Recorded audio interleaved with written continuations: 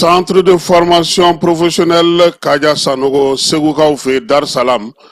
N'i b'a fɛ ka sa ka kalan kɛ yaasa ka se ka i yɛrɛ dɛmɛ i ka siniɲɛsigi ani ka se ka kalan kɛ taabolo minnu kɔnɔna na n'o olu bɛ u bolo kɛrɛnkɛrɛnnenya la a bɛɛ lajɛlen a bɛ se ka to i ka siniɲɛsigi baaraw bɛ se ka olu kɛ kalan mun bɛ yen n'o olu bolodalen don u bolo sa o kɔni ye pano n'o ye pano solaire ye o sigili k'o kalan kɛ plomberie ale ni sokɔnɔna ɲɛgɛnw olu dilanni k'o kɛ karoda o bɛ yen maçonnerie ka taa se peinture bâtiment ma électricité bâtiment construction métallique menuiserie métallique ni menuiserie bois ka taa se nakɔ sɛnɛ ma min ye misiw tulɔli ye bagan mara ka taa se sɛ maraw bɛɛ lajɛlen ma yaasa ka se ka so fana jɔ so minnu bɛ se ka jɔ bi an ka togodaw la ani ka se ka olu entretien bɛɛ lajɛlen kɛ machinisme agricole ka taa se staff décoration ma transformation agroalimentaire nin bɛɛ lajɛlen bɛ centre de formation professionnelle Kaja Sanogo la biogaz k'o faamuya k'o dɔngala kari min ye ɲamaw ye k'olu bayɛlɛmali baaraw kɛ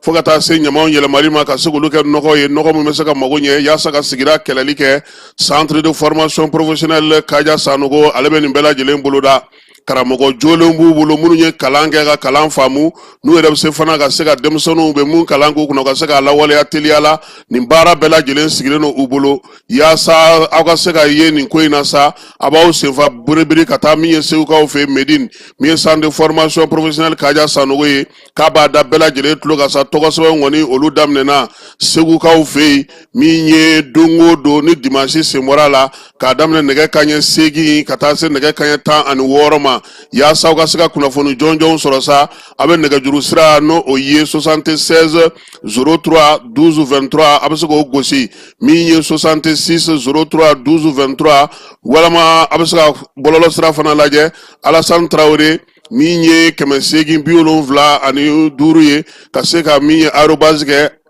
gmail.com yaasa aw sen ka se ka don u ka kalanko la min ye centre de formation professionnelle Kaja Sanogo ye ale ɲɔgɔnna ka dɔgɔ bi kalandege ale ni baara ko o ta na sira la an ka jamana kɔnɔna na so o ye ale ye san 60 ani kɔ maaw k'olu ta nisɔndiya kɔnɔna na ka taa n'u ye Air Burkina bɛ se yɔrɔ yɔrɔ la baara kɛcogo o ye waso bɔ bi ko in na min ye Air Burkina ye a ma da o ma koyi nin waati na ni maa min b'a fɛ sa ka bɔ Bobo Julaso ka t'i yɛrɛ sɔrɔ Abijangaw fɛ yen o taa ni ka segin o ye 50 ani 2,300 ye o bɛ kɛ Air Burkina ale fɛ yaasa maa minnu bɛ yen n'olu bɛ Bobo n'u b'a fɛ ka taa Abijangaw fɛ yen u ka taa ni ka segin o bɛ se ka nɔgɔya cogo min Air Burkina a ma da o ma koyi sigiɲɔgɔnya ɲuman kɔnɔna na maa caman bɛ yen i b'a dɔn k'a fɔ ko olu bɛ donitaw kɛ min ye Air Burkina ye doni tali hukumu kɔnɔna na sa o kɛlen don ka fɛɛrɛ kɛrɛnkɛrɛnnen sigi i bɛ fan o fan n'i b'a fɛ k'i ka doni bila ka taa Air Burkina bɛ se yɔrɔ min Wagadugukaw fɛ yen don wa Bobo Julaso don wa Bamako wa Niamey Abidjan Lomé Cotonou Accra ani Dakar i dan ye ka nɛgɛjuru sira k'ale kɔngɔ i bɛ se ka 70 k'o dasi min ye 0 fu ni 1 72 u ka bɔlɔlɔ sira fana o bɛ frɛtiko ale ta na sira fɛ maa minnu b'a fɛ k'u ka donibaw ta ka taa Wagadugu ka taa Bobo Julaso Bamako Niamey Abidjan Lomé Cotonou Accra ni Dakar Air Burkina ale y'aw jigi bɔ sabula min ye sigiɲɔgɔnya ɲuman o pankuruso o ye Air Burkina ye san 60 min ye baara ye a kɛcogo a ɲɛnen don u bolo nin waati in na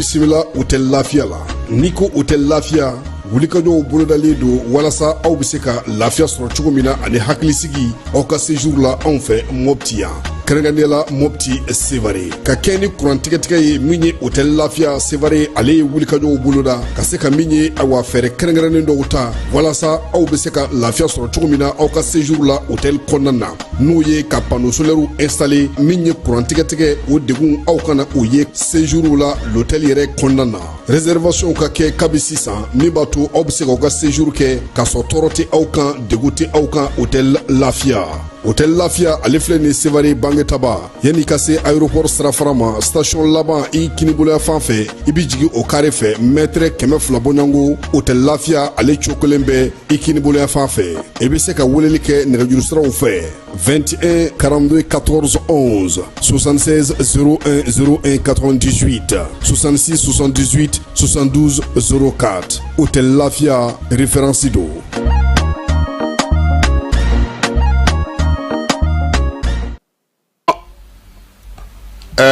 El Haj Amadou Adital diinɛ kuntigi ba de don ɲɔrɔ kɔnɔna na Tijaniya o bolofara min bɛ ɲɔnɔ olu ka kalifa de don a minɛna an bɛ dugawu kɛ ka fara silamɛ diinɛ mɔgɔ bɛɛ lajɛlen ka dugawu kan an miirina b'a a la a bɛ yɔrɔ yɔrɔ nin waati na an bɛ dugawu kɛ a ka se k'a yɛrɛ sɔrɔ min ye Cɔnɔ Amadu Adital ye maa minnu ni a bɛ u bolo an b'a yirula k'a fɔ silamɛ don laadiri don baarakɛla don faso kanuna don miiriya ɲuman ka bɔ Mali silamɛ bɛɛ lajɛlen yɔrɔ ka ɲɛsin a ma yaasa a ka bilali bɛ se ka nɔgɔya cogo min na a ka segin ka na a ka denbaya kɔnɔna na ka na an bɛɛ lajɛlen sɔrɔ o ye an ka laɲini ye an bɛ dugawu kɛ ka fara silamɛ diinɛ bolofara bɛɛ lajɛlen ka dugawu ka fala ye bɛɛ bɛ seli la bɛɛ bɛ bato la zaviyaw kɔnɔna na misiriw kɔnɔna na tarikatigiw bɛɛ lajɛlen wulilen don k'u jɔ bi an b'an ta fara u ta kan min ye an ka nin cɛkɔrɔba ɲuman ye min ye an ka nin kalifaba ye min ye an ka nin mukadamba ye a ɲuman bɛ se ka segin an ma cogo min na an b'o dugawu kɛ ka fara silamɛ ɲuman bɛɛ lajɛlen ka dugawu kan ala k'an tulo don kibaru ɲuman na.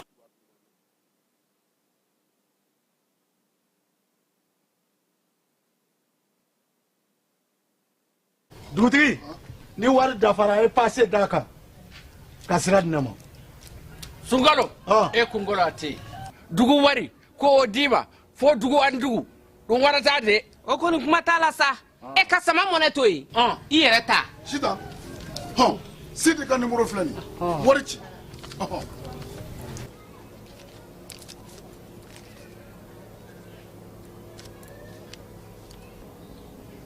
wari sera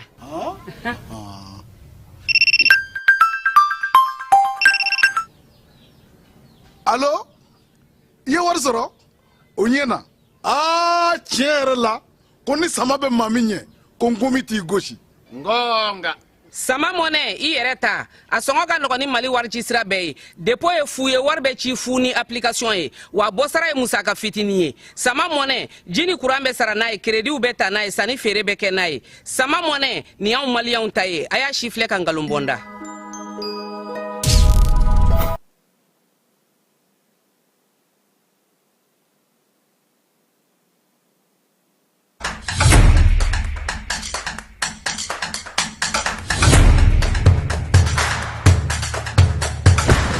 Bismillah an ka jamukan kɛnɛ kan données personnelles on en parle ni ye kunnafoni telima ye min bɔra APDP mɔgɔw yɔrɔ ko k'a da cakɛdaw kulo kan jamana cakɛdaw baarayɔrɔ privéw i n'a fɔ banquiw microfinancew hôpitaux laboratoire de santé agence de communication presse écrite presse audiovisuelle miniw boulangeries supermarchés hôtels bars restaurants écoles publiques écoles privées avocats notaires huissiers pharmacies sociétés de vente de véhicules jamana cakɛda fɛn fɛn bɛ baara kɛ ni adamaden tɔgɔ la kunnafoni ye Mali kɔnɔ ko courrier bɛna se aw ma k'aw invité aw kana aw ka traitement déclaré au niveau de l'APDP ni courrier sera aw ma aw bɛ se ka wuli ka se APDP la aw ka traitement ɲɔgɔn fɛ aw b'a cartographier k'a dɔn aw kan ka formulaire jumɛn rempli o formulaire remplilen kɔfɛ aw kan ka musaka joli sara o bɛɛ lajɛlen bɛ d'aw tulo kan APDP la walasa aw ka kunnafoniya sɔrɔ ni courrier ninnu na aw bɛ se ka nɛgɛjuru ci 20 23 86 15 ou bien ka wuli ka se APDP la ɲɛfɔli ka k'aw ye k'aw bilasira.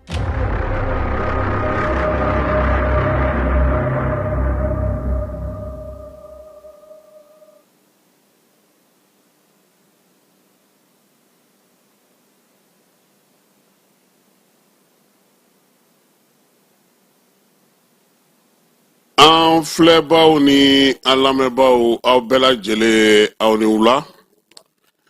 An ka bi wulada in na kibaruya fanba bɛna tali kɛ Mali wolomasiri tabaw ye lajɛ belebeleba min kɛ dɔgɔkun tɛmɛnen Kuluba faama sigiyɔrɔ la.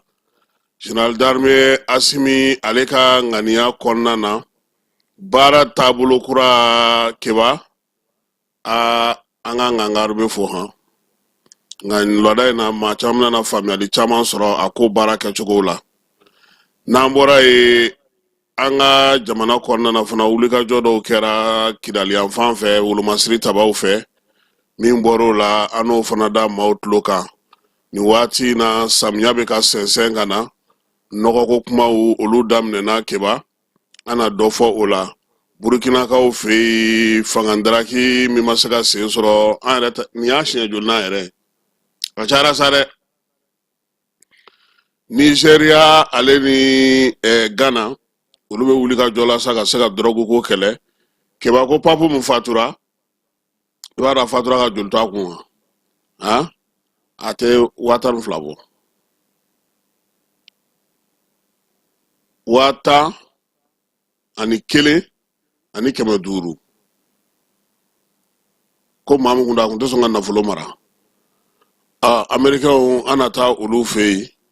ani diɲɛ seleke naani kibaruya tɔw minnu mana sɔrɔ an n'o fara kan wulada in na nin y'an don ka ye keba.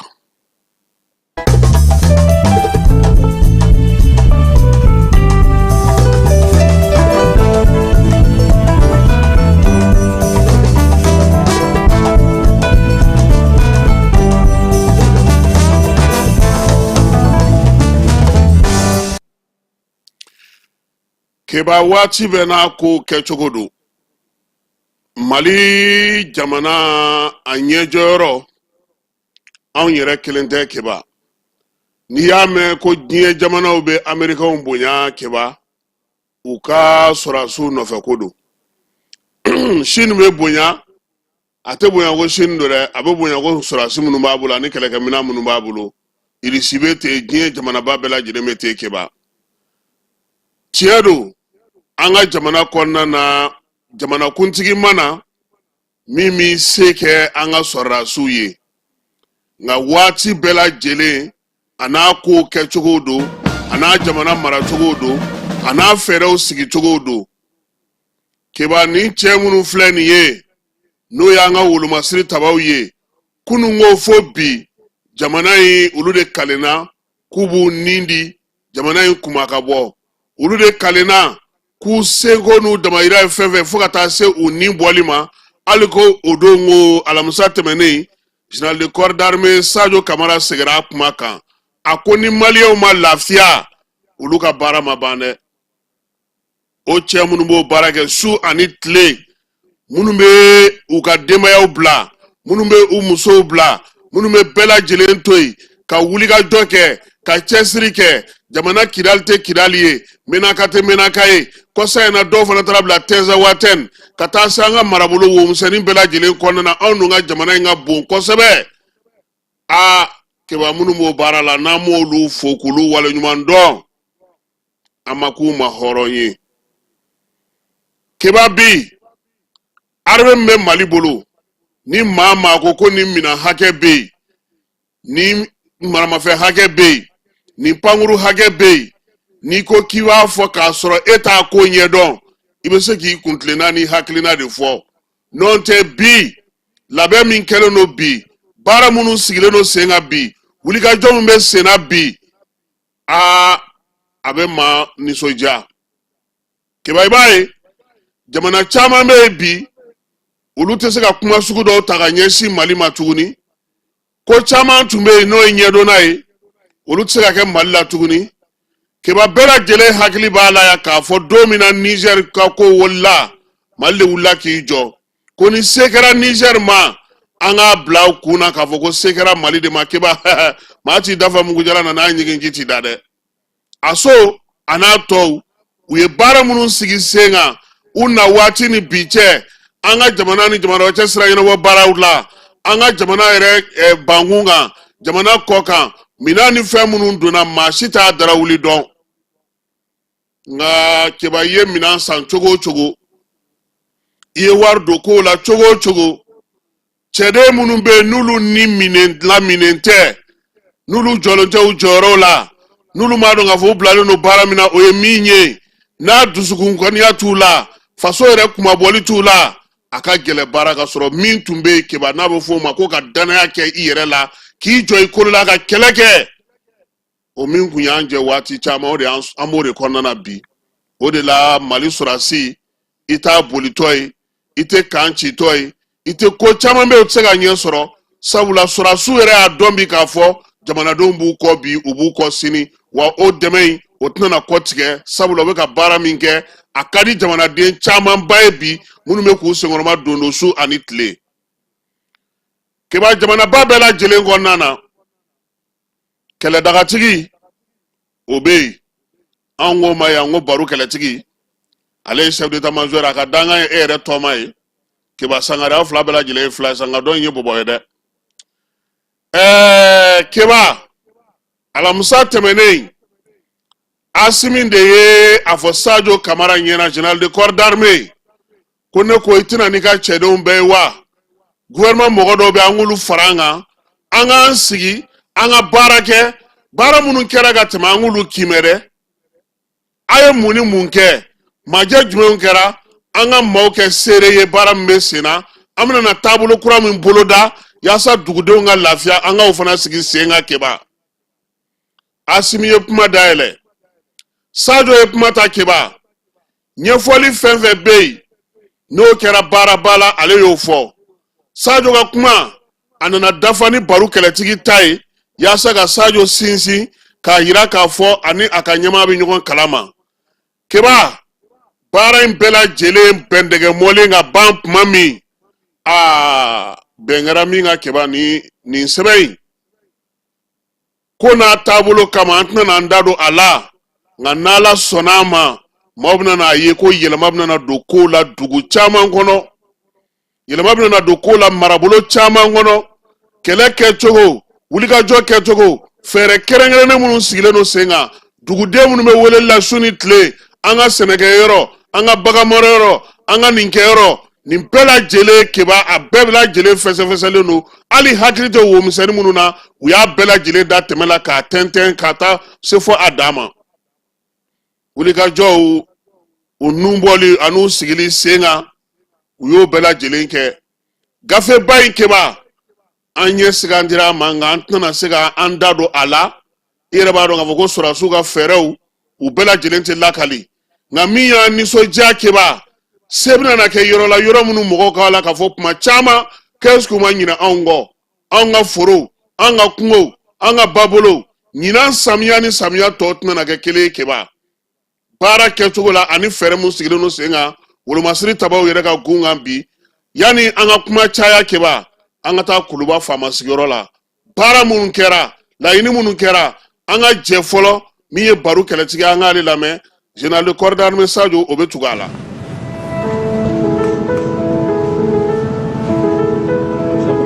Donc conseil mun kɛra Somarɛ na a kɛra occasion fana ye an ka se ka état-major général ka se ka situation jamana bɛ lahalaya min na sisan sécurité ko ni défense ko la à travers le plan Maliko depuis 112 an bɛ opération Maliko de kan nin occasion ye an tun y'a jira a sera ka mun kɛ Maliko kɔnɔna la parce que an kɛlen ka présentation kɛ bɛɛ jɛra n'a ye k'a fɔ vraiment baara kɛra an tun ye mun laɲini Maliko la ala bɛɛ ma se ka sabati mais camanba kɛra a la donc vraiment o y'an nimisi wasa kosɛbɛ. Filanan ye mun ye an profitera aussi opération kura wɛrɛ proposé u sɔnna o fana ma o ye opération dugukoloko ye k'a jira k'a fɔ ko dugukoloko ye mun yɛrɛ yɛrɛ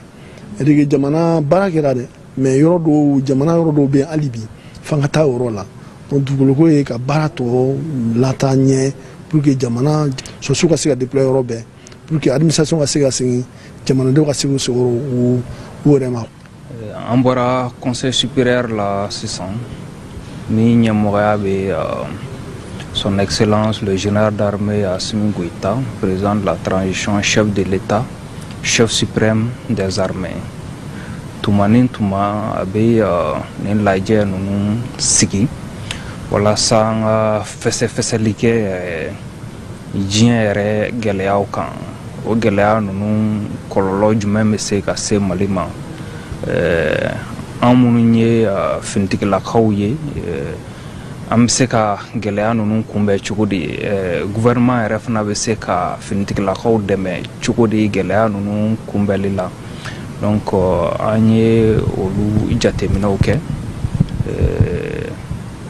an y'a faamuya k'a fɔ juguyaw bɛ yen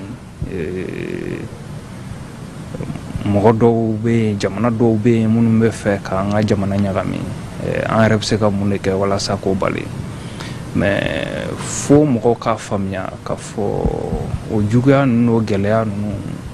o tɛ fosi bɔ finitigilakaw ka cɛsiri la au contraire a bɛ dɔ de fara finitigilakaw ka cɛsiri kan an b'a seereya k'a fɔ an bɛ wagati min na ko min bi an bɛ yɔrɔ min na ko min bi bagabagali ani ka essayer ka jamana ɲagami olu kɔni tɛna sira sɔrɔ parce que maliyɛnw y'a faamuya finitigilakaw y'a faamuya o tɛmɛnen kɔfɛ ka bɔ yen an ye jateminɛ kɛ Mali yɛrɛ lakanako kan lakana bɛ cogoya di an ka jamana kɔnɔna la jateminɛw y'a yira k'a fɔ caman kɛra hali n'o y'a sɔrɔ k'a fɔ baara tɔ bɛ kɔfɛ donc an bɛna an cɛsiri gɛlɛya minnu bɛ yen ka se ka olu wuli ka bɔ maliyɛnw kan donc président de la transition ye an bilasira ni a ka hakilinaw ye k'a fɔ an k'an cɛsiri walasa maliyɛnw bɛ ka dɛmɛ min don jamana ma u bɛ ka dɛmɛ min don armée ma an ka se ka maliyɛnw jigi fa an kɔni bɛ layidu di an bɛ layidu kurakuraya tuguni k'a fɔ tant que Mali ma lakana tant que maliyɛnw ma lakana dali tɛ an finitigilakaw ye sunɔgɔ t'an ye et puis hali n'an nin bɛ to a la an nin bɛ to a la mais an ka baara ye min ye an b'o kɛ ka da maliyɛnw yɛrɛ ka hakilina ɲuman n'u ka dɛmɛ kan. Keba nin baro in kɛnɛ kan kulubakaw fɛ yen ɲɛfɔli kɛra bɛɛ lajɛlen ye Mali ni Algérie ye an ka drone gosili min kɛ Keba ka kɛ ni wulikajɔ minnu ni fɛɛrɛ minnu sigira gouvernement fɛ ɲɛfɔli kɛra o ko la a yirala k'a fɔ Mali jamana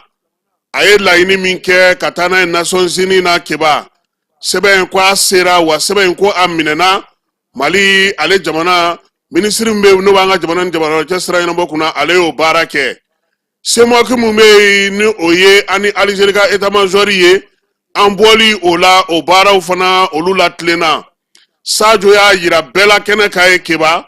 ko min ye wolomasiri tabaw ye u jɔyɔrɔ min tun bɛ Tinzawatène ka kɛ ni Tessalite ye ani Algérie dancɛ bi min ye subahana mansinw ye min ye dronew ye min ye radaru ye minan kɛrɛnkɛrɛnnen minnu bɛ yen n'olu kan ka sigida ninnu bɛɛ lajɛlen na kɔlɔsi o minanw ko olu fana bɔra cɛdenw olu ka baara ka taa fara wulikajɔ minnu kan ka kɛ nin yɔrɔ ninnu na ale ni Kidali marabolo bɛɛ lajɛlen kɔnɔna na ɲɛfɔli kɛra nin bɛɛ la jamanakuntigi ye Asimi y'a yirula k'a fɔ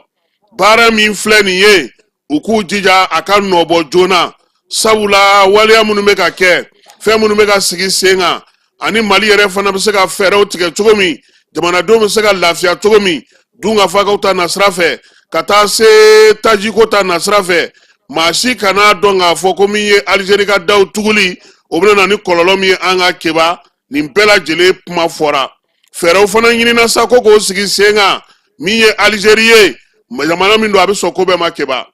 labɛnw u y'olu fana ɲɛfɔ sira wɛrɛw fɛ sira minnu na bi ni an bɛ se ka gɛlɛyaw sɔrɔ olu la sabula u ka pankuruti don an ka pankuruti du fɛ yen mobili tɛ bɔ ka na an fɛ yen mobili tɛ bɔ ka na an fana fɛ yen an bɛɛ lajɛlen ɲɛ ŋɛɲɛ an sigilen don ka ɲɔgɔn filɛ Keba ko tɛ taa labɛnba kɔ Asimi ka fɔ la o ɲuman ye min ye an ka jamana kɔrɔnfɛ yan fan fɛ balo minnu kan ka don yen olu balo doncogo ka ɲini olu la taji minnu kan ka taa ye fɛɛrɛ kɛrɛnkɛrɛnnen minnu kan ka sigi sen kan ko ka nin bɛɛ lajɛlen fɛsɛfɛsɛ jamanakuntigi ko ten wa u kana da o ma samiya min fana setɔ filɛ nin ye an ka sɛnɛkɛyɔrɔw an ka bagan mara yɔrɔw an ka jitɔn yɔrɔw an ka jɛgɛmɔ yɔrɔw ɲɔtigiw bɛ sigi yɔrɔ min baara bɛ kɛ yɔrɔ min Asimi ko nin yɔrɔ si kana to yen ɲina ni maaw tɛ baara kɛ lafiya kɔnɔna na Sajo ko a fɛɛrɛw tigɛlen don a dabaliw bɛnnen don baro kɛlɛtigi ko a minɛnw bɛ yen a kɛlɛcɛw bɛ yen wa min ye baara ye a na se ka kɛ i terikɛ k'a kana ni musaka ko sumaya dɛ Keba Solosala tɛ musaka ko minɛ o ye nin ye dɛ parce que bɛɛ lajɛlen wulilen don k'i jɔ Mali a bɛ ka fɛɛrɛ minnu sigi sen kan Keba balana kana se ka kaana sira si fɛ o de ɲɛfɔra nin lajɛ in kɛnɛ kan lajɛ in a bɛ kuncɛ kuma min Asimi ye fɛɛrɛ minnu bɛ yen kɛrɛnkɛrɛnnenya la n'o ye sɔrɔdasi kulu sɛrɛ Keba non Ala k'a ɲɛ ka d'an ma bani Mali ni Algérie ko la an ka maliyɛnw lamɛn dɛ senkɔrɔma dondoli ka ɲɛsin an ka wolomasiri tabaw ma n'i y'a jateminɛ Mali ni Burkina ani Niger problème kelen de b'an bɛɛ da la o ye le problème du terrorisme et puis trafic min bɛ kɛ an ka les trois frontières kɔnɔ donc o problème o y'an saba de ta ye donc ni an farala ɲɔgɔn kan an ka autorités y'a faamu ka fara ɲɔgɔn kan pour que ka o ko kɛlɛ donc a ko kɔlɔlɔ yɛrɛ a kɔlɔlɔba bɛ se anw de ma anw ye population ye parce que hali k'a da mɔgɔw bɛ déplacer ka b'u sigiyɔrɔ la diyagoya ka taa fan wɛrɛ fɛ o ye degun ye donc an de bɛ jɛ sisan k'an fara ɲɔgɔn kan ni hakili ɲumanya ye i b'a fɔ kulu kelen ka fara ni chef d'état saba ka u ye hakilina ɲuman min sɔrɔ pour que k'an bɔ nin wo kɔnɔ ka fara olu kan ka u soutenir tubabuw de b'an ka jamana kɔnɔ olu de bɛ ka an fereke ɲɔgɔn na ka siya ni siya dɔw bila ɲɔgɔn na ka trafic de drogue kɛ nord la drogue bɛ jigin nord la a bɛ taa Niger dɔ bɛ taa Mali la dɔ bɛ taa Libye o ye tubabuw ka baara de donc u nana ye sisan tubabuw bɛ an fɛ yan fɛnɛ u b'an ka dugu jukɔrɔ nafolo de nɔfɛ n'u y'a ye yɔrɔ min enrichilen don sanu na ou bien lithium na ou bien diamant ou bien gazi f'u ka kɛlɛbolo de bila former k'o bila o yɔrɔ la pour que population ka boli ni population bolila olu ni jugu ninnu bɛ fara ɲɔgɔn kan k'o exploiter n'an bɔra o kalama ka ban an b'a fara autorité de ka décision kan sisan pour que ka to u kɔ i b'a fɔ ko jamakulu kelen donc an kɔni an b'an ka autorité bɔ k'u soutenir an bɛ AES kɔ bi an bɛ AES kɔ sini hakilina ɲuman de don donc o hakilina in a kan ka soutenir donc an b'a soutenir. Là c'est une très belle initiative entre les trois pays. Bon, nous, la population, nous on est derrière tous, nous on est derrière vous. Nous on la Europe nationale parce que transition minus, on est séquent mais tant que jamana ma séquent, on est RSO. Nous on boulot, on a séquent un coup parce que séquent est momentané. Nous faisons une manière de plaire. Donc nous sommes tous derrière vous. Population ganga armée savane bɛɛ dɛmɛ ka mɔgɔw dénoncer u bɛ fɛn fɛn kalama ni fɛn fɛn ma tɛ ko jɛlen k'a ɲɛfɔ ninnu ɲɛna parce que a bɛ fɛn mun kɛla population ka hɛrɛ de b'a la an bɛɛ ka hɛrɛ b'a la an bɛ dugawu kɛ Ala ka ɲɛ a bolo. Bon ne hakilila ko ye mun ye Mali ni Algérie cɛla kan cɛla ko ye a ɲumanya a banna ka ban mun y'a dɔn ɲumanya ye o tɛ yen bilen quoi parce que Mali bɛ ka taa ni sira kɔrɔ min ye o tɛ Algérie kun na bilen i ma ye o tɛ yen bilen waleɲuman dɔnbali adamadenya dɔ mɔgɔ n'o tɛ jɛ kɛ quoi. Mali Algérie tɛ problème donc i b'a dɔn a ma nɔgɔn dɔɔni quoi parce que même hali u ni France bɛɛ fɛn difficile fɛn minnu na mais bɛɛ propagande dɔrɔn de ye sinon an bɛɛ b'a dɔn k'a fɔ se tɛ France k'ale tɛ se Algérie tɛ direct wa Algérie fɛn o fɛn kan na se tɛ France tout est courant u b'a bɛɛ kalama mais moi personnellement u bɛ se ka taa en diplomatie fɔlɔ diplomatie de sera waati min na donc c'est o la donc c'est donc état yɛrɛ b'a lajɛ c'est a kan ka ko ta cogo min na a b'a ta ten cogo la c'est n'i y'a lajɛ rebelle ninnu filɛ CEDEAO u tɛ se ka taa Niger u tɛ se ka taa Burkina u tɛ se ka na Mali la bon hali Mauritanie min filɛ an kɔrɔ CEDEAO u tagali c'est difficile là-bas bon donc yɔrɔ jumɛn c'est Algérie problème kelen de la bon Algérie de b'o couvert fɛnɛ ka d'a kan fɛnɛ bon donc c'est état yɛrɛ b'a lajɛ c'est o déplacement bila en cours donc déplacement dɛsɛra donc olu de bɛ se ka mun kɛ o kɛ dɔrɔn a banna. n'i ko k'o fara ɲɔgɔn kan a ye ɲɔgɔn tɛgɛminɛ de don surtout ninnu ye hakilina min sɔrɔ an ka finitigilakaw et puis encore ka tila k'a ye tuguni AES jamana saba o jamana saba fana ka fara ɲɔgɔn kan tuguni k'u bɛ se ka banbaganciw da ka bɔ an da la ka se k'u ka tɔɔrɔ bɔ an da la ka se k'u ka ɲani bɔ an da la parce que n'i ye ko in ta k'a lajɛ ko in mɛnna sen na kojugu bi k'o tɛ donc n'olu farala ɲɔgɔn kan an population ka dɛmɛ kan ka kɛ min ye o de k'an ka finitigilakaw k'olu jukɔrɔma donda ko la jukɔrɔma dondolu bɛ kɛ cogo di jeunesse yɛrɛ de ko yɛrɛ fanba bɛɛ donc n'anw jeunesse ye fɛn min ye fɛn min cɛman ye fɛn min bɛ na ni banbaganciw gɛnɛ ka bɔ an da la anw de bɛ se k'u dénoncer AES ko in nana hakilina ɲuman don donc an bɛ dugawu kɛ halisa an ka finitigilakaw kelen-kelenna bɛɛ lajɛlen an bɛ dugawu kɛ jamana ye yarabi ama ala ka jamana in kolosuma an ka mɔgɔ ninnu fana tanyana an bɛ dugawu k'u ye min ninnu fana bɛ yan nɔ tuguni an bɛ dugawu kɛ yarabi ama ka se banbagaci ninnu na walasa an bɛ Mali dɔn kɔrɔlen cogo min na ka se ka segin ten cogo la. AES vraiment force ɲɛnama de don c'est une vraie force parce que n'i y'a ta k'a lajɛ i b'a ye nin jamanaba saba ninnu u territoire ka bon donc ni a force saba kɛra kelen ye donc o bɛ se ka dɛmɛ kɛ kosɛbɛ pour que terrorisme bɛ se ka kɛlɛ à 100% ka bɔ jamanaba in saba bɛɛ kɔnɔna la et puis a bɛ se ka kɛ sinima a bɛ se ka kɛ force de défense ye c'est-à-dire au cas ni jamana wɛrɛ bɛ yen nɔ min bɛ fɛ ka nin dugu ninnu attaquer donc o ye avantage ba de bon maintenant population olu fana kan ka ɲɔgɔn minɛ de pour que ka se ka hakilina ɲuman di jamana kɔnɔ ani jamana kow kan et puis ka tila ka force de défense ninnu dɛmɛ ni hakilina ɲuman ye parce que a ma nɔgɔn quoi donc défense mɔgɔ ninnu bɛ baaraba de la donc u kan ka dɛmɛ moralement ani financièrement. ni jamana saba in bɛɛ de kan ka fara ɲɔgɔn kan bɛɛ k'i bolo di ɲɔgɔn ma an bɛɛ ka jɛ ka baara kɛ ɲɔgɔn fɛ k'a fɔ ko nin ye nin dugu sɔrɔsi ye nin ye Burukina sɔrɔsi ye nin Niger sɔrɔsi ye o ka bɔ a la sans rancune an bɛɛ k'an bolo fara ɲɔgɔn kan pour que nin baara fanga bɛ se ka bonya parce que jamana mɔgɔ kelen tɛ se ka nin jamana mɔgɔ ninnu kɛlɛ dɛ f'an bɛɛ de ka fara ɲɔgɔn kan an bɛɛ ka kɛ jamana kelen ye bɛɛ k'i bolo di ɲɔgɔn ma et puis bɛɛ ka jɛ ka renseignement di ɲɔgɔn ma ni min ye a mɔgɔlankolonw ye hali i ka sokɔnɔna na u k'u dénoncer n'i y'a ye quartier kɔnɔ i k'a dénoncer o de ka fisa pour que jamana in bɛ se ka lafiya parce que en tant que jamana ma basigi élection ko ni fɛnw na a si tɛ se ka marcher i y'a mɛn mɔgɔ bɛ girin k'a fɔ ko ka élection kɛ moi je crois que bɛɛ ni hakilina don dɛ ne hakilina kɔni na u k'a to fɔlɔ jamana ka basigi an ka sɔrɔ ka élection kɛ n'o kɛra jamana bɛ lafiya adamadenw bɛ lafiya an ka tenitigiw fana bɛ lafiya donc sisan ne kɔni bɛ min ɲini vraiment maliyɛn bɛɛ k'a tɛgɛ di ɲɔgɔn ma jamakulu jɛlen o de bɛ bi fɔ n'an bɛɛ farala ɲɔgɔn kan jamana bɛ taa ɲɛ jamana bɛ lafiya jamana bɛ diya n'a ma jamana ka di mɔgɔ de ni bɛ ka to dɛ donc n'a a fɔra ko an k'an da ka sunɔgɔ mɔgɔ tɛ k'an garder a chaque fois an bɛ boli la mɛnna dɛ mais sisan n'i y'a mɛn jamana ka lafiya mɔgɔ de bɛ k'an garder minnu bɛ k'an garder walidenw de don donc sisan fo bɛɛ de ka fara ɲɔgɔn kan an bɛ dugawu de kɛ ala ka se ka jamana in sumaya ka jamana in kolo sumaya ka a fanga don armée la u ka se ka jamana in bɔ nɔgɔ la pour que ni ka lafiya an ka baaraw ka diya sigidaw ka diya yɔrɔw ka diya fɔlɔ i tun bɛ se ka taa Gawo se ka taa yɔrɔ si mais sisan maintenant avec cette situation mɔgɔ bɛ ka commencer ka avancer ka voyager mɔgɔ si tun tɛ se ka voyager. ayiwa kɛnɛ ka ye AES ko kuma fɔra AES baaraw bɛ ka kɛ cogo min Mali jɔyɔrɔ ye min ye AES kɔnɔna na wolomasiriw tabaw ka fara ɲɔgɔn kan min ye pankuru ka fara ɲɔgɔn kan baaraba min bɛna na k'o fana na da donna o fana na Asimi ale na o ɲɛfɔ jamanakuntigi tɔw ye yaasa min ye pankurunko ye o ko ka se ka don bɛrɛ la sabula wolomasiri tabaw kɔni ye lajɛ k'a la Bamakɔ u y'a yira ko a baara bɛ se ka kɛ u taara Motikaw fɛ yen pankuru jigikɛnɛ min bɛ Bamakɔ yan o nana yen fana min ye jeune kɔnɔna na pankuru jigikɛnɛ yɛrɛ ka soba min bɛ u bɛ baaraw bɛɛ lajɛlen kɛ yɔrɔ minnu na u ye nin bɛɛ lajɛlen lajɛ fɛɛrɛw bɛna sigi sen kan cogo min AES jamanaw pankuru ka jɛ ka baara kɛ ka wulikajɔ kɛ ɲɔgɔn fɛ o fana latigɛtɔ o ye nin ye keba wolomasiri tabaw halisa an bɛ to ka gun kan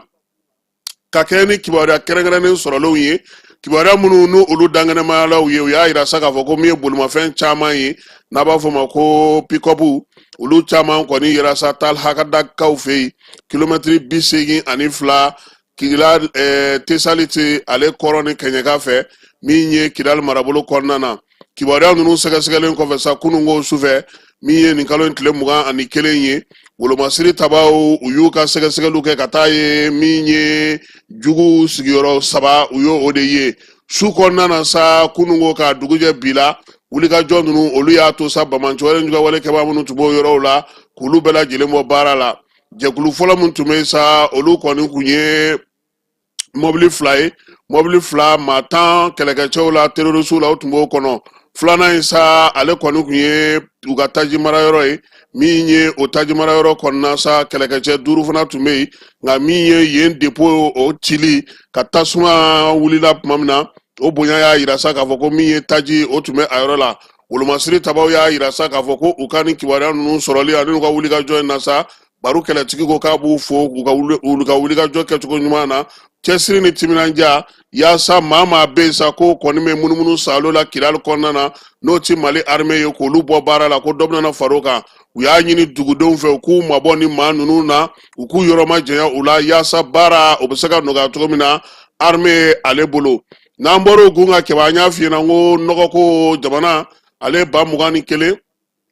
tɔni 21 500 ani 43 a y'o tɔni sa engrais la société dɔw fɛ yaasa dugukolo yɔrɔ minnu bɛ yen n'olu pasa jalen don kosɛbɛ ka taa di olu sɛnɛkɛlaw ma olu bɛ se k'u yɛrɛ boloma dɛmɛ n'o ye cogo min na samiya donta in na baara caman bɛ senna nɔgɔko ta nasira fɛ min ye minisiriso min bɛ sɛnɛko kunna ale kɔni kɛlen don ka wuli ka jɔ kɛ yaasa baara ninnu bɛ se ka kɛ ka ɲɛ cogo min na mali ale bɛ labɛnna nagakɔrɔ wari mara yɔrɔ dɔ k'o sigi sen kan baara in ale kibaruya in o kɔni bɛɛ lajɛlen dira k'u to burukinakaw fɛ yen jamanaw olu minisiri minnu bɛ sɔrɔ ko kunna ale ni nafoloko kunna ka taa se jagoko ma sa olu kun ka lajɛ bɛ burukina dɔgɔkun tɛmɛnen kalo in tile 14 yen ne senfɛ sa a yirala k'a fɔ mali ale yɛrɛ bɛna na nagakɔrɔ wari marayɔrɔ sigi sen kan min bɛna to ka se k'a ka fɛɛrɛ caman sigi sen kan fɛɛrɛ minnu b'a to yiriwali baaraw bɛ se ka kɛ cogo min na jɛkulu kɛrɛnkɛrɛnnen b'an fɛ yan n'o ye kɛnyɛrɛyew ka soba ye o ka lajɛ min kan ka kɛ mɛ kalo nata in kuma in kan ka danganamaya bɛɛ lajɛlen ye yaasa maaw bɛ se k'u ta ani u bila dɔn cogo min na nin ko in na kɛba burukina faso kaw fɛ yen ko coup d'état dɔ fana balila tuguni kunun ko an y'an da don kuma in na u ka minisiri min bɛ yen n'o b'u ka jamana kɔnɔna lakana kunna n'o ye Sana ye ale kɔni bɔra ka ɲɛfɔli kɛ kunun ko burukina télévision soba la a ko k'u ye kibaruya sɔrɔ maa bolo maa min bɛ komi bamanciwale ni jugawale kɛbaw ka maa ale kɔni ye kibaruyaw di sa k'a yira k'a fɔ ko ani wolomasiri taba dɔ kɔni ye kumaw falen ɲɔgɔn na o wolomasiri taba in fana o tɛ ka se ka ye ɲɛna nin waati in na ale kɛlen don ka kɛnɛ bɛɛ lajɛlen bila pewu kibaruya minnu sɛgɛsɛgɛlen kɔfɛ sa siganama minnu bɛ yen n'a n'olu jɛra ka baara in kɛ u ye tɛgɛ da a dɔw kan min ye sɛgɛsɛgɛliw bɛ senna minisiri ka fɔ la maa minnu bɛ yen n'olu ye nin waleya ninnu kɛ sa k'u bɛ k'olu ɲini burukina yɛrɛ kɔnɔna na min ye maa minnu bɛ yen n'o ye brigade de vigilance maaw ye olu kɔni ye wuli ka jɔ kɛ bi Wagadugu fan caman fɛ ka senkɔrɔma dondoli ta ka ɲɛsin capitaine Ibrahim Traoré n'a ka cɛdenw ma i bɛ a yirala sa k'a fɔ a yɛrɛ n'a ka maaw u caman ye nin ko in faamu sabula u y'a yira k'a fɔ kibaruya di minnu bɛ kɛ nin waati in na wolomasiri tabaw ka gun a bɛɛ lajɛlen la kɔlɔsilen don IS jamanaw olu ka dɛmɛ bɛ Burukina ye nin ko in na sabula min ye jamana saba in ye u bɛɛ lajɛlen ka ko ngalazolo ni ɲɔgɔn na kɛba la kɔlɔsili o barika bonyalen don ko yɔrɔ caman na nka min ye wolomasiri taba dɔw ye a yira sa k'a fɔ k'olu kɔni ni terroriste dɔw kɔni bolo de tun bɛ ɲɔgɔn bolo o de tun bɛna na taa kɛ ni fangadaraki in sababu ye u y'a yira sa k'a fɔ ko kibaruya caman dira waleya in senfɛ k'olu fana caman ni sababa bɛnnen tɛ Burukinakaw yɛrɛ kibaruya sanuman di kunun sɔrɔ u ka télévision so la Ganakaw olu fɛ yen Gana jamana ɲɛmaw y'a yira sa k'a fɔ k'olu ka dugu kɔnɔna yɛrɛ la sa mata mobili dɔ n'o bɔra Akara yɛrɛ kɔnɔna na k'i kunda u ka jamana kɔnɔna kan nin kalo tile 18 ko drogue a pipɔgɔden taara ye o kɔnɔ wulikajɔ in kɔni kɛra sa u ka polisilakaw fɛ siganama 2 minɛna u y'olu bila sɔrɔsiw min ye JTC ale ka bolo kan Nigeria fana jɛkulu kɛrɛnkɛrɛnnen bɛ yen n'o bɛ drogue kɛlɛli kɛ sa kɛba o ko nin kalo in tile 15 k'olu ye maa dɔw lajɔ dɛ maa ninnu sa ko batokɛ livre de b'u bolo o tɛna kɛ diinɛ livre ye sa wa min ye drogue min bɛ yen n'a b'a fɔ ma ko cocaïne ale garamu 500 u y'o de tila nin diinɛ livre in kɔnɔna na diinɛ livre in kɔni u m'a tɔgɔ fɔ nka o kun kundalen don yɔrɔ min kan o ye Arabi Saoudite ye min ye drogue sɛgɛsɛgɛbaa ninnu ye o ko k'a ko gɛlɛyara sisan dɛ ko drogue kɔni Nigeriakaw bɛ ka essayer ka bɔ n'a ye cogoya suguya bɛɛ lajɛlen na yaasa ka taa n'a ye Arabi Saoudite ale kɔnɔna na maa minnu bɛ yen n'olu minɛna douanelakaw fɛ sa olu fana bila sariya tigilama olu ka bolo kan République démocratique du Congo ale ko parti min bɛ yen n'o ye PPRD u ka jamanakuntigi kɔrɔ Joseph Kabila ka parti k'u y'o ci bɔgɔbɔgɔ min ye nominali k'o ta k'o ɲɛsin jamanakuntigi ma ko sabula M23 maaw an'olu surunyana ɲɔgɔn na kosɛbɛ a nɔfɛ maaw a bololaminɛw a ka du a ka mɔbiliw ko min ye kiiri tigilamaw ye olu bɛna o bɛɛ lajɛlen minɛ Keniyakaw fɛ yen olu ye fɛɛrɛ belebeleba sigi sen kan sa u ka kungo o bɛ se ka lakurakuraya cogo min na a yera sa k'a fɔ k'u bɛna yirituru belebeleba boloda yirituru min bɛ yen sa 100 sarada la fo ka taa se 30 ma yiri ka turu ka jamana fantan ani 4 bɛɛ lajɛlen fɛ waleya in kɔni daminɛnen min filɛ nin ye k'a bɛ to senna fo san 2000 ale ni 32 san yaasa u bɛ se ka kisi cogo min na jakɔngɔ ale ni waati yɛlɛma o kɔlɔlɔw ma yiri minnu bɛ yen n'olu saraw fɛ walima ni tasuma y'olu jeni kungo kɔnɔ tasuma y'olu jeni olu yiri bɛ se ka nɔrɔ bila cogo min na yaasa u ka dugukolo a kana tiɲɛ u bolo keba chrétien diinɛ maaw olu bɛ sanga bulon na kuma tɛ katoliku olu ka ɲɛmaaba n'o ye papu ye ala y'a ka kalifa minɛ ka si to san 88 na o kɛra italikaw fɛ kɛrɛnkɛrɛnnenya Vatican n'o ye diɲɛ dugu bɛɛ la ncininin ye papu ale sigiyɔrɔ bɛnnen don o dugu in de kɔnɔna ma keba ko papu min fatulen filɛ nin ye ani maanifinw kun ka surun ɲɔgɔn na bisa u ye a ka serikɛ dayɛlɛ han e y'a ye a ha nin y'a ye ale de dalen filɛ nin ye ta ninnu min su labɛn dɛ a ka cardinal minnu bɛ yen olu bɛɛ lajɛlen nana sa kana tasibila kɛ a ye n'u tilara nin na pewu tuma min na keba u sɔrɔ ka taa n'a ye église yɔrɔ min bɛ sa n'o ye place Saint Pierre ye u bɛ taa bila ye maaw bɛna ka na tasibila kɛ nka o b'a sɔrɔ a datugulen don a yirala sa k'a fɔ ko papu keba a fatulen sɛgɛsɛgɛlikɛla minnu bɛ yen ani network mɔgɔw n'olu ye kibaruya di gafe dɔw ye ko wari min taara sɔrɔ a kun k'o ye dollar wari dɔrɔmɛ 20 ye a bɛ bɛn CFA 11 ani 500 a ka wari fa bɛ n'a ba bɛɛ filɛ nin ye ko wa ko so tun t'a bolo mobili tun t'a bolo banki compte tun t'a bolo k'a kɔni tun bɛ balo wari min na a ka Argentine ni archevêque wari k'a kun bɛ ka dan o dɔrɔn de ma papu jɔyɔrɔ wari k'a ma foyi ta o la a ma s'o ma a ma compte dayɛlɛ a ma fosi kɛ fo ka taa s'a ka fatuli ma wari min sɔrɔla a kun ko o de ye nin ye kibaruya dilaw ye min fɔ États-Unis kaw fɛ yen min ye Donald Trump ye sa ale kɔni ka kumaw n'a ka waleyaw olu bɛ sen na ko ni ala sɔnna ma lamɛrikɛn jamana maaw u ka lasigidenso minnu bɛ farafinna k'u bɛna dɔ bɔ olu la han gaara yi ko a bɛ tali kɛ sa fɛn mun na o ye k'a ye k'a fɔ nin waati na min ye Amerikɛnw ye musaka bɛ don yɔrɔ o yɔrɔ fɛɛrɛ ka tigɛ yaasa a ko dɔ bɛ se ka bɔ a la cogo min maaw bɛ k'u yɛrɛ ɲininka yalima Trump bɛ ka taa ni jamana yɛrɛ ye yɔrɔ jumɛn a bɛ fɛ ka taa ni diɲɛ yɔrɔ jumɛn sabula ani maa caman fana karilen don ɲɔgɔn na sɔrɔ bosoli ko ta nasira la u ka jamana kɔnɔ nka min ye jamanakuntigi min don keba k'a fanga ka bon dɛ sabula titɔ a san 2 nata ye na a bɛ gɛlɛya nka a ka nin fɛɛrɛ ninnu bɛɛ lajɛlen nin bɛ ka sigi sen kan a yɛrɛ ka jatela yaasa lamɛrikɛnw olu ka lafiya u bɛ se k'o sɔrɔ cogo min na n'an seginna ka na so keba Maître Muntaka Tall min ye livre ye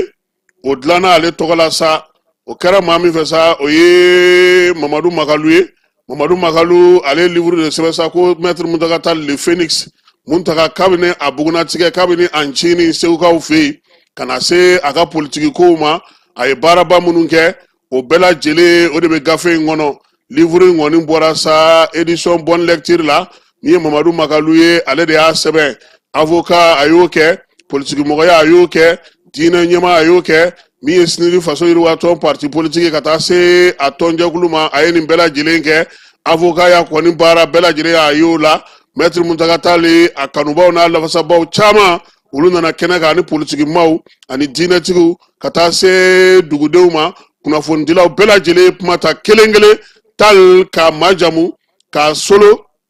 ka fɛn caman fɔ keba min ye ɲuman ye a ka baaraw la n'a ka adamadenya kɛcogo la min ye livre in ye sa ko nin kɔni a bɔlen Makalu ale de ye livre in sɛbɛn édition bonne lecture maaw nin bɛ dan sigi an ka wulada in na kibaruya la kibaruya minnu dira aw ma Keba Jalo fɛ ani ne yɛrɛ a k'an bɛn sini ni ala n'a kira sɔnna a ma ala ka dugu ɲuman cɛ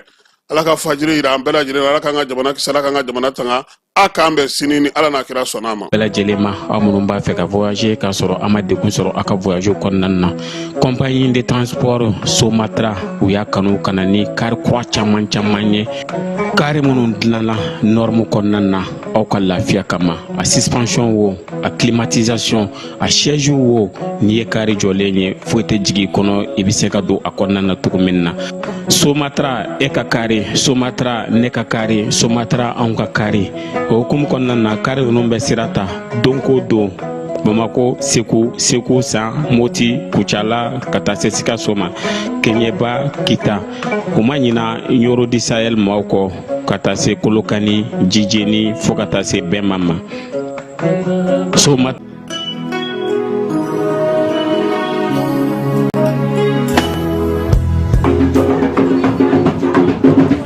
Ok, bah d'accord, ça n'a pas d'amener. Comme tu as très bon, tu l'as ça non. Donc, on m'a fait quoi tiens? Artisien, on ne peut fouiller de tenir n'abli. Trop c'est trop. Mon cabinet en fitini, on met aricon. Fois si j'ai un mot arikele kon. Bara fouille tauna, ni arte. Fertication. O chini nyesi kis ko kuma o bi se ka ko o dona ne mu fene te kuma ngene wallahi ne yalla njikni ma be dala kelingile wasa bi se ka war soro ka tan de furake ne ma do ma kele soro ma shi gibi barala o foto ko di o jigi abeni mo ne miri ne so de bi teti quoi abichi mo na wuli ko nyine année de la culture wallahi ni ya fo kame ibi ala kala ko jamana na folo bela de baka che ka ta ka di artisu wallahi ala ne ko soko di aw mi se ka de ka susu kolon ngalai andi ko mo ni ta anu jeme na fenda ngono wallahi ne to ko ne me bara were do ne to ko ne de ko mi se ba were la mi do ka ona wadi ina ana ko ne c'est bon, akay ça, kana kashi. Ay sabali. Mena mi fo yina, tiens do. Nina année de la culture. Jamana nyemo yere de afo. Oum konna la, jamana nyemo u kelino ka wulika jo chama de boloda, wala saka seko ani dongo tigla mo ani bola barakela ku deme, u be se ka nafa soro ka barala cogo mina, ka lafiya soro ani ku ka sinya sigi labe. Awo, o misali o doye avocat assurance volontaire pour la culture. Avocat mi flenye o hakilina kerengrene ne min bora seko ani dongo nyemaya so mola. Ka nyeshi seko ani dongo barakelaw ani bola barakelaw ma. Munu me barake u yere na afuma ko les secteurs privés de la culture. Wala sa ku deme u be seka lafiya sɔrɔ cogo min na ka lakana sɔrɔ cogo min na k'u ka siniɲɛsigi fana dilan u ka baara kɔnɔna la cogo min na tabarikala o de ye avocat ye ɔ avocat in sisan nɔ an ka minisiriso ale de wulila k'i jɔ o ni kɛnɛya ani ɲɔgɔn dɛmɛ minisiriso olu ka bolodi ɲɔgɔnma hokumu kɔnɔna na ka kanabila kɛ INPS ma walasa ka anw don INPS la ani ka tila ka nɔgɔya caman kɛ an ye o kɔnɔna la sisan nɔ nɔgɔya ye jumɛn ye musaka sarata ani musaka saracogo ka nɔgɔya caman don la n'o y'a sɔrɔ tɔw bɛ musaka min sara ɔ anw minnu ye seko ani dɔnko baarakɛlaw ye ani bolola baarakɛlaw anw b'o tilancɛ de sara avocat a nafa tɛ se ka fɔ ka se a dan na hali fitini ka d'a kan n'i donna avocat la walasa i yɛrɛ ka don avocat la fɔlɔ o k'a sɔrɔ i bɛ jɛkulu dɔ la ni a bɛ f'o ma ko fédération ni o carte b'i bolo o de bɛ se ka i don avocat la o carte ko ye wajibi ye sisan nɔ avocat sɛfan kelen tɔnɔ 6 a fɔlɔ n'i donna avocat la i n'i ka denbaya a bɛɛ bɛ don amu la den sara i b'o ta awɔ i b'o ta dɛ ɔ a wari sarali musaka ayi o ka nɔgɔ ka tɛmɛ a bɛɛ kan a wari sarali nɔgɔya bɛ daminɛ cogo di wagati o wagati mani ja i se mana kɛ tɔrɔmɔɲɔ min ye i bɛ se k'a sara nɛgɛjuru sira fɛ ka taa gese la ɔ tɔw b'a sara kalo 3 o kalo 3 nka anw artisiw ani bolola baarakɛlaw anw ta kɛra kalo 4 o kalo 4 o man di o bɛɛ lajɛlen kɔfɛ sa n'i sera retraite ye i b'i da lafiya la k'i ka pension ta i fɛrɛ ma ala artiste mun ka di ka nin bɔ sa ne ko aw bɛ fɛ jamana ɲɛmɔgɔw ka mun de k'aw ye bilen ka taa dalen sɔrɔ sunɔgɔ la sa k'aw lakunu ka warimugu suri aw kan